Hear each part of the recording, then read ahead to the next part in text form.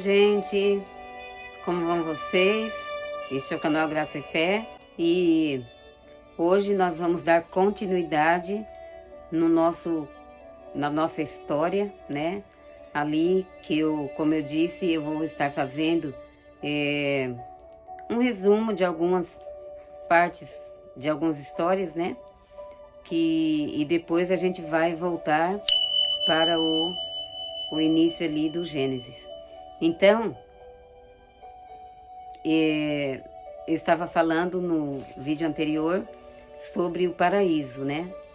Eu resolvi fazer um resumo e estava falando sobre a vida, sobre o propósito glorioso dentro do qual nós fomos criados, um propósito de glória, de estupenda glória, que Deus não criou o ser humano para uma vida, essa vida aqui, né, de sofrimento, essa vida, sabe, de tanta ilusão, de tanta... Gente, Deus não criou para nada disso. Deus criou para um estado perfeito de glória, como eu disse no vídeo anterior. E então eu vou dar continuidade e agora entra a parte triste de toda a história, né? Que é a parte que o ser humano, infelizmente, desobedece a Deus e quebra a aliança com Deus. Então essa é a parte muito lamentável da nossa história, né? O momento mais triste da história foi quando o ser humano tomou essa decisão de desobedecer. Quando o inimigo disse, não vai acontecer nada disso, não. É assim como hoje também, né? O inimigo, ele continua, assim como ele enganou no começo, ele prosseguiu enganando. Ele não mudou a sua estratégia, ele viu que deu certo. Ele falou, vamos então por esse caminho aqui. E nós vamos continuar enganando a raça humana e destruindo a raça humana por meio do engano. Então, o inimigo, ele nunca deixou essa arma.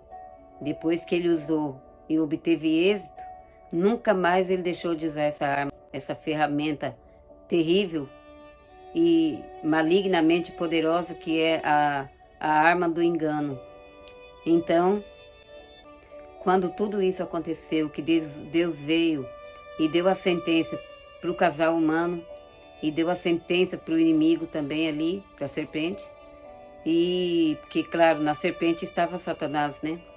Então, quando Deus deu a sentença ali, mas também Deus fez o plano, né, da salvação. Deus não fez o plano, Deus apresentou o plano que já havia feito lá na eternidade. Então, quando Deus apresenta ali o plano, o inimigo ouviu, claro, ele ouviu e ele, com certeza, guardou isso, né? Ele não gostou nada disso e guardou na sua mente. E quando nasce o primeiro filho do casal humano, o inimigo já trabalhou em cima, né, da história ali, para ver se ele destruía aquele. Quem sabe o inimigo pensou, vai que é esse filho da mulher aí que vai me destruir, né? Porque ali no início Deus apresenta o plano da salvação, mas ele não clareia o plano da salvação. O plano da salvação ele foi sendo revelado passo a passo. Deus já tinha o plano todo perfeito e para Deus já havia até sido consumado, porque Deus tem acesso ao futuro. Então Deus já tinha visto tudo acontecer. Eu acredito que é por isso que a Bíblia diz assim, a palavra de Deus diz assim, o cordeiro que foi morto desde a fundação do mundo. Porque para Deus já havia ocorrido, né? Porque Deus é atemporal. Mas é claro que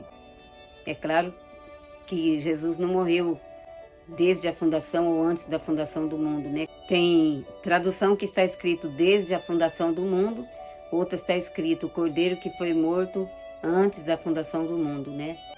Mas o que eu quero dizer aqui agora é que claro que ele não foi morto literalmente antes da fundação e nem desde a fundação, né? Mas como Deus é temporal, então aquilo que eu disse, né? Para Deus ele já viu todas as coisas, ele já vai lá no final, já concluiu tudo, ele volta no andamento da história, ele faz como ele ele vê onde ele quiser ver, Deus vê. Porque ele pode ver o passado, presente e futuro, né? Então, ali o inimigo, eu acredito assim, que o inimigo ficou apavorado e pensou, poxa, a semente da mulher vai esmagar minha cabeça, vai me destruir, então eu vou já prevenir, já vou me prevenindo. Então nasceu o Caim, quem sabe ele pensou assim, né? Vai que é esse. Então já vou dar um jeito nesse daí para não ser ele, né? Eu vou perturbar a mente desse daí para que eles sejam corruptos, né? Que venha se corromper, né? Então ele entrou e fez a feira, né? Na vida de Caim, né? E aí, quando nasce Abel, Abel nasce com uma natureza assim pura, né? Não que não era pecador, né? Mas eu digo, nasceu com outra personalidade nesse sentido, né? Ele nasceu diferente, um menino bom, um menino diferente, um menino temente a Deus, uma pessoa totalmente diferente do seu irmão, né? Isso não significa que Caim era filho do mal, não. Caim era filho de Adão. Mas o inimigo, depois que ele nasceu, o inimigo tentou se apoderar dele, né? Agora a gente não sabe quando isso aconteceu, se ele era criancinha, se ele já foi crescendo assim, uma criancinha já estranha, né? Mas ele, claro que nasceu perfeito, né? Nasceu normal, mas o inimigo, ele vai afligindo, vai perturbando, né? E não é porque é pequenininho que o inimigo não vai perturbando e tentando corromper, não. De pequeno, não. O inimigo tenta sim. Ele tenta por sentimentos, né? Ele tenta mudar o temperamento, ele tenta tudo. Não é porque é pequenininho, desde criancinha ele já era bonzinho, ou desde criancinha, pequenininho, ele já era ruim. Não, isso aí aconteceu, já era, porque o inimigo já foi trabalhando desde então. Por isso que a gente deve pôr a mão na cabeça da nossa criança, mesmo no ventre já deve pôr a mão e orar e pedir para Deus guardar, cobrir com a proteção, livrar de todo mal. E depois que a criança nasce, o nosso dever é pôr a mão na cabeça da criança. Deus que falou isso para mim.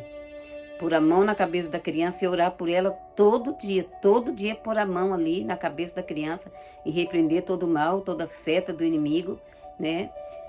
Um dia aconteceu com o meu filho o seguinte, ele era bebê, pode-se dizer, estava nas fraldas ainda, mas já falava, né?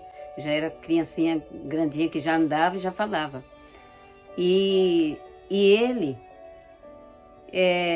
não era um menino arteiro, não. Depois ele ficou arteiro, mas ele não era arteiro. A arteira era minha filha, a Mônica. A Mônica mexia em tudo, sabe? Era arteira, mexia em tudo. Mas ele não, não era de bagunçar as coisas, não. Ela também não era assim, uma menina assim, arteira, teimosa, ruim, não. Ela era muito boa, os dois eram crianças muito boazinhas. E um dia, ele pegou algo que eu não lembro o que e jogou no chão. Bravo, pegou e jogou. Aí quando eu vi aquilo, que eu não sou de aceitar criança tá fazendo birra, fazendo desaforo, eu não aceito, nunca aceitei, né? Meus filhos, nunca aceitei. Aí ele jogou aquilo no chão, bravo, disse que estava bravo, jogou no chão. E eu falei, pega agora. Aí ele olhou para mim, ele era obediente, mas ele olhou para mim, sim, tranquilamente, como estivesse dizendo para mim, não tô nem aí, sabe? Olhou para mim e fez assim,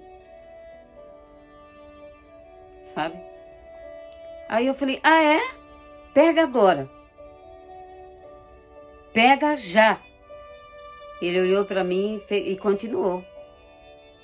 Aí eu falei umas 5 vezes, né? Falei, a mamãe vai bater em você se você não pegar. Ele olhou para mim, cínico assim, quase que rindo da minha cara. E era bebê, gente. E não pegou. Quando eu comecei a ficar nervosa mesmo assim, Deus falou assim, calma, não faça nada, né? Calma, ora por ele. É o diabo. Deus falou, calma. Deus falou assim, é o diabo, para tirar a sua paz. Põe a mão na cabeça dele, ora e repreende, é seta maligna. E só podia ser mesmo, porque não era o normal dele agir daquela forma. Aí eu pus a mão na cabeça dele e falei, em nome de Jesus, eu repreendo toda seta maligna, sai agora em nome de Jesus. Quando eu terminei de fazer essa oração curtinha, aí eu falei para ele, agora pega. Falei com a mesma autoridade, agora pega. Aí ele abaixou, pegou, toma mãe, e entregou na minha mão assim, com a maior calma e com o rosto assim, sem estar com cara de deboche, com cara assim, sabe? Então aí a gente vê, né, como que o inimigo, ele tenta, desde criancinha, ele já se ele achar brecha e nós não orar na cabeça das nossas crianças, não repreender, vai continuando daquela forma. Aquilo vai dar sequência, talvez seja isso, de teimar, ou de fazer birra, ou sei lá o quê. Agora, tem birra que é coisa de criança mesmo, né? Mas tem algum momento, por isso nós temos que ter discernimento espiritual, para nós entender o que é normal de uma criança e o que não é mais normal. Ali, quando eu fiquei nervosa, que eu já estava ficando nervosa, sabe? E aí Deus me alertou. E dali para frente, eu fiz mais orar na cabeça dele, e quando qualquer coisa eu orava na cabeça dele, ponhava a mão, repreendia.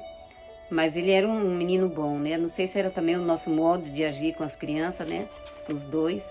Era criança bem calma e todo mundo admirava. Falava, nossos seus filhos é tão educado, né? E que a gente ensinou e Deus nos deu graça e sabedoria, né?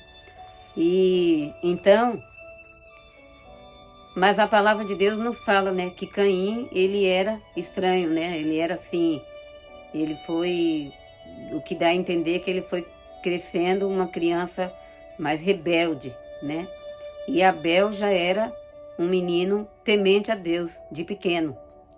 E certo dia os dois, um deles teve a intenção de fazer uma oferta a Deus, porque eu ouvia, né, os pais contar do Éden, do jardim, da comunhão com Deus, tudo aquilo, né?